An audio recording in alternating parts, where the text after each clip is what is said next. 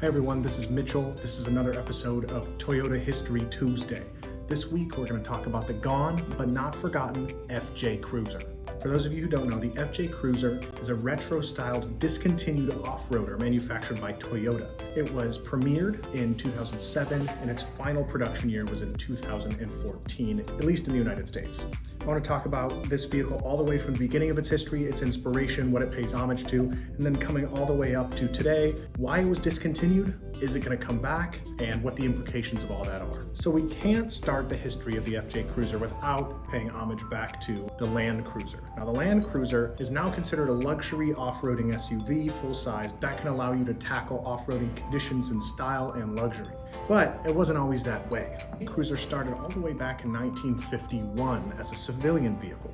As a result of World War II and Toyota making some vehicles for the Japanese government, in the early 50s, Toyota began producing their version of the Willys Overland Jeep and to be in competition with the British Land Rover.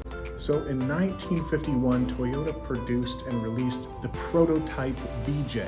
B stood for a diesel engine and the J never technically confirmed, but people basically acted like it referred to Jeep.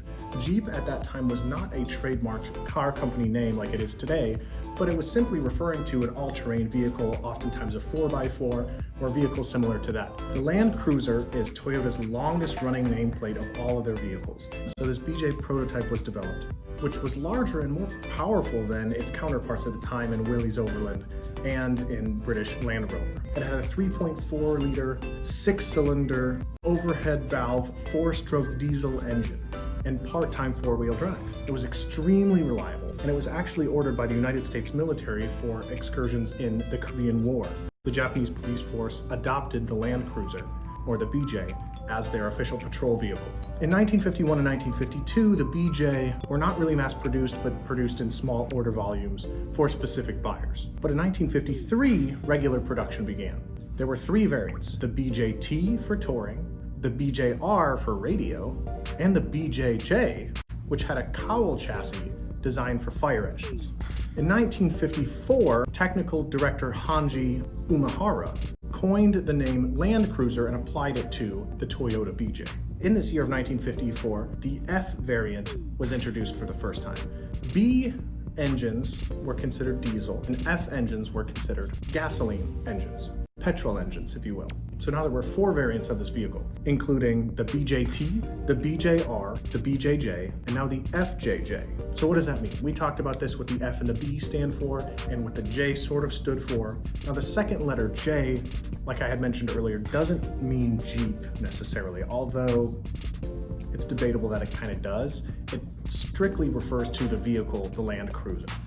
The following numbers after the name, whether it's an FJ, a BJ, or an HJ, actually refers to the series and the wheelbase. So an FJ45 is a gasoline-powered Land Cruiser in the 40 series, which has a 5 wheelbase, 5 being moderate, higher numbers being a higher wheelbase, smaller numbers being a shorter wheelbase. So an FJ40 would have a short wheelbase, whereas an FJ48 would have a longer wheelbase. In 1955, the second generation, the 20 series of the Land Cruiser, was produced and released. It was aimed at the civilian audience. It was not a military vehicle. It was styled more for civilians, actually drove much more like a civilian vehicle rather than an all-terrain Jeep type vehicle. So that meant it had a smoother suspension, more interior room, and highly, highly reliable. In fact, this vehicle might be the source of Toyota's well-earned reputation for having the most reliable vehicles out there. But if we're really going to talk about reliable, and we're really going to talk about a legend off-roader and a Toyota nameplate game changer, we're going to have to get to 1960 when they released the 40 series of the Land Cruiser. The FJ40 series had a low gear for off-roading specifically, and it had a gasoline engine rather than diesel, now 3.9 liters.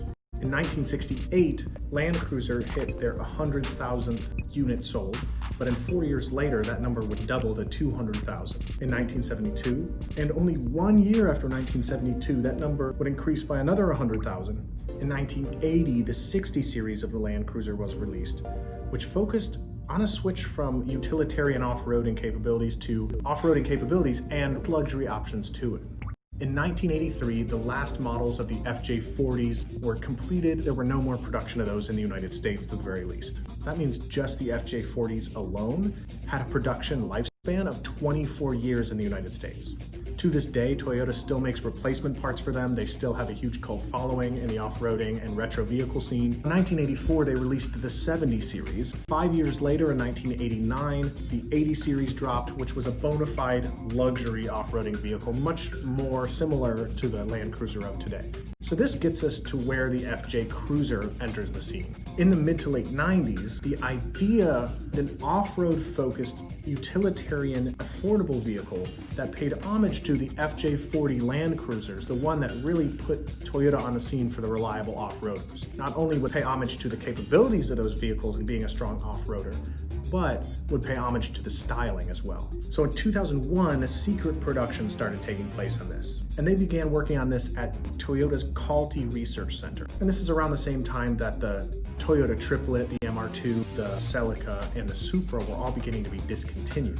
So they didn't have a ton of focus on classic sport vehicles or hardcore off-roaders outside of what they now had, the 4Runner and the Land Cruiser. So they actually started a competition for the car's concept and design. And a 24-year-old designer named Jin Wong Kim won. Good on you, Mr. Kim. So Jin Wong Kim got to design the exterior, and William Chergosky got to design the interior. Interestingly, this car wasn't being developed with the idea of mass production in mind. So this was more of a concept vehicle idea rather than an idea for mass production. That brings us to the unveiling of the concept car. At the Detroit Auto Show in 2003, the FJ Cruiser concept car was unveiled in Voodoo Blue, its signature color. Now the press went absolutely crazy for this. The Land Cruiser had become much larger and pulled a much higher price tag than its utilitarian FJ40 ancestor. Its retro, lighthearted styling was something that a lot of people very much enjoyed.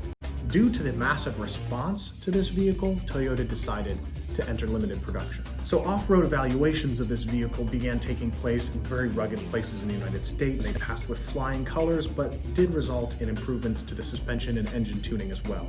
In 2005, the production model of the FJ Cruiser premiered at the Chicago Auto Show.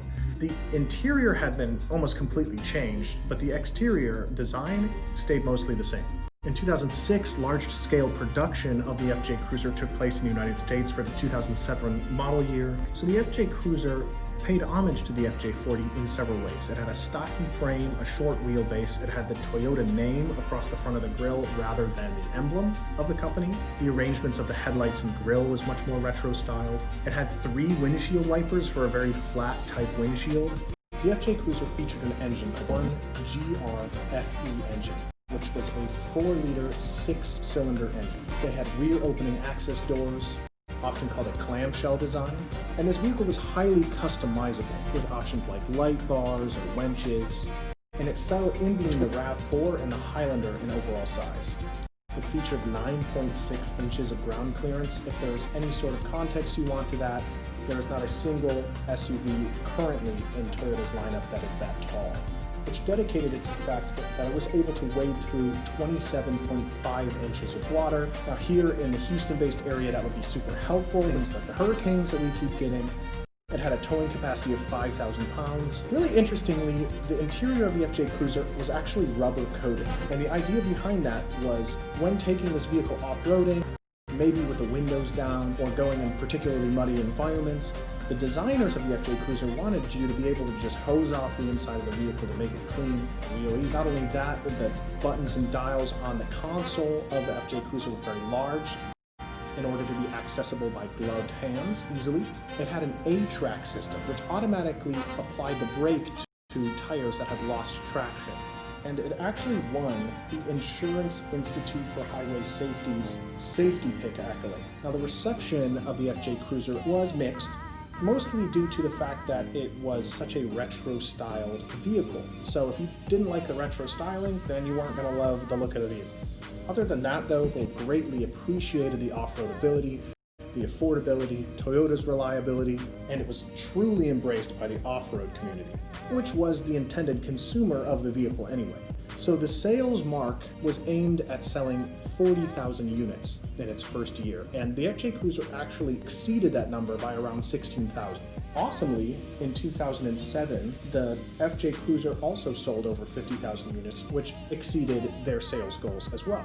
Being priced in the low 20,000s at the time, it was about half the price of a Land Cruiser and about 5,000 less than the Toyota 4Runner at the same time. So if it was such a sales success, then why did it get discontinued less than a decade later? Firstly, the FJ Cruiser did compete with one of Toyota's own products, the 4Runner. But the most important thing that led to the FJ Cruiser's collapse was the Great Recession. It began hitting in 2007, pretty much as the FJ Cruiser was launched, and continued until 2009 at the very worst, but the impact of that recession would be felt for years afterward, of course. A gas-guzzling, off-roading fun car was not something that people had the disposable income for at the time, at least in large quantities. From that roughly 51,000 units sold in 2007, it was halved in 2008 and decreased by another 2.5 times in 2009 to under 12,000 units total. Now this is right in the middle of the Great Recession, and again, considering the very fun aspect of the vehicle and it not being a super practical vehicle when people really only had the disposable income for something they really needed, it wasn't surprising. It wasn't a failure of the FJ Cruiser's design or its performance or anything like that. The circumstances were just out of its control. From 2010 to the final year of production in the United States, 2014, the FJ Cruiser really hovered around 14,000 units sold. And with those production numbers, Toyota deemed that it wasn't selling well enough to maintain on their production line. So when Toyota closed the doors on the FJ Cruiser in 2014, it was sad. A lot of people were disappointed. But the FJ Cruiser has experienced one of the best second lives of any vehicle of all time. The enthusiasm for the vehicle, especially now, has resurfaced hugely. They can be sold for 2 to 3 times their initial price tag, especially in the Middle East, where driving on sand was determined to be one of the FJ Cruiser's greatest strengths. The off-roading community continued to completely embrace the FJ Cruiser even after its pull from the production line. And since it's a Toyota, these vehicles will continue to hold their value and continue to putter along just fine, because you can take those things to 300,000 miles like pretty much any Toyota. Now the FJ Cruiser holds its value almost better than every other used car out there. At the time of me researching for this video, there were less than 500 available in the entire United States. Low mileage, 4-wheel drive, or customized models could climb up into the $50,000 range, which is at least twice their initial value. So that brings us to the big question. Any chance of an FJ Cruiser return? I mean, we got the Supra, right? Well, there's nothing confirmed. But right now, trucks and SUVs are extremely popular. Gas prices are super low, and seeing that SUVs have almost completely started dominating the automobile market, it would most likely make financial sense. Indicators like Ford bringing back the long discontinued Bronco would be a similar push for Toyota to return this extremely popular nameplate. Now, a concept car called the FT4X was revealed in 2017, which showed a very retro-styled off-roading SUV that was supposed to be in between the CHR and the RAV4 in size. So it would be smaller than the FJ Cruiser, but it had very similar styling and seemed to be aimed towards a very similar market. Is the FT4X the FJ Cruiser? No. Are there a lot of things that are different?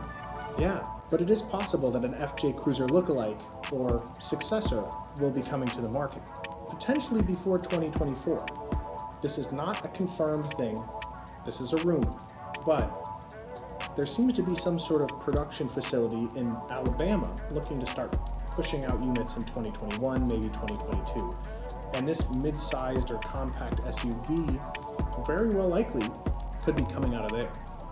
So we'll see, we'll keep an eye on it, but that is the history of Toyota's popular FJ Cruiser, and hopefully they'll be streamlined for the future. Thank you so much for watching. My name is Mitchell, and this has been Toyota History Tuesdays. Feel free to like our Facebook page. If you have an FJ Cruiser, we'd love to see a picture of them in the comments. And thank you so much for watching. Join me next week for another Toyota History Tuesday.